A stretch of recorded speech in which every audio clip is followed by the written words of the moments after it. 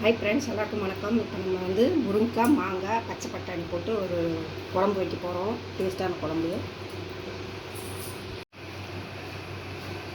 எண்ணெய் ஊற்றிக்கலாம்.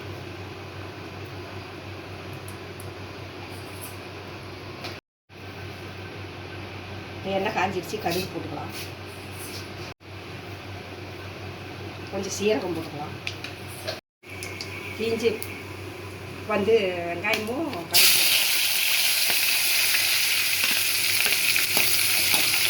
சின்ன வெங்காயம் ஒரு 100 கிராம் போட்டுக்கலாம்.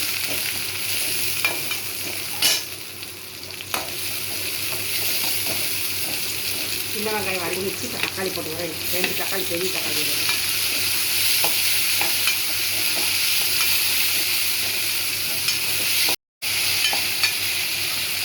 இப்போ முருங்கைக்காய் போட்டுக்கலாம்.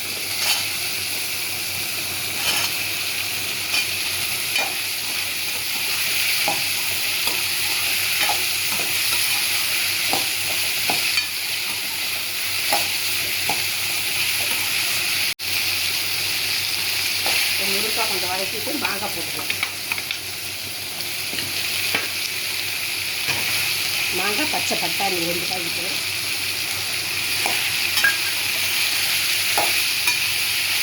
புளியெல்லாம் ஊற்றாமல் மாங்காய் போடுறதுனால குழம்பு நல்லாயிருக்கும். கொஞ்சம் வதக்கிக்கலாம்.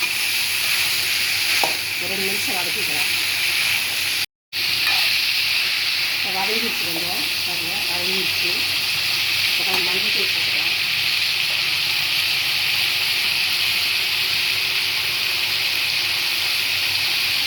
மிளகாத்தூள் 2 ஸ்பூன்.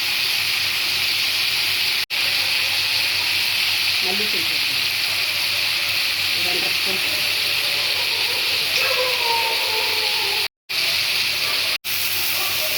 தேவையான போட்டுக்கலாம்.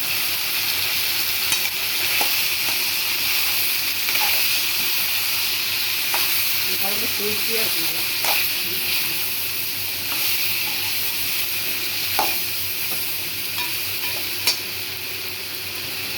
கொஞ்சம் வேக பண்ணி வச்சுக்கலாம்.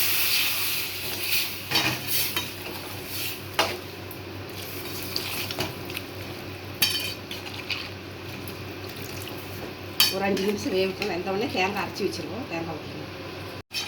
இப்போ பாருங்கள், முருங்கைக்காய், மாங்காய், பட்டாணி எல்லாம் வெந்து வந்துருச்சு. இப்போ வந்து தேங்காய், ஒரு மூடி தேங்காய் அரைச்சி வச்சுருக்கோம். வந்து ஊற்றுவோம். தண்ணி கொஞ்சம் கலக்கிடுவோம்.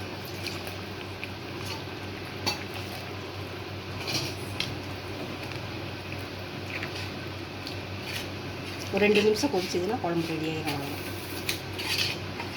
அது குழம்பு 2 நிமிஷம் கொதிக்கணும். இப்போ பாருங்கள், மாங்காய், பட்டாணி, முருங்கைக்காய் குழம்பு சூப்பராக தயாராகிடுச்சு. பாருங்கள், அவ்வளோ அடுப்பு ஆஃப் பண்ணிடலாம். ரெடியாகிடுச்சு. எப்படி மாங்காய் பாருங்கள் வெந்து வந்துடுச்சு. முருங்கைக்காய், மாங்காய் இந்த குழம்பு சூப்பராக இருக்கும். இந்த மாதிரி நீங்கள் செஞ்சு பாருங்கள். எப்படி இருக்குன்னு சொல்லுங்கள். கொத்தமல்லி தழை கொஞ்சம் குழம்பு ரெடி ஆகிடுச்சு. வாங்க சாப்பிட்லாம். எப்படி இருக்குன்னு சொல்லுங்கள். லைக் பண்ணுங்கள், சப்ஸ்கிரைப் பண்ணுங்கள். பாய்.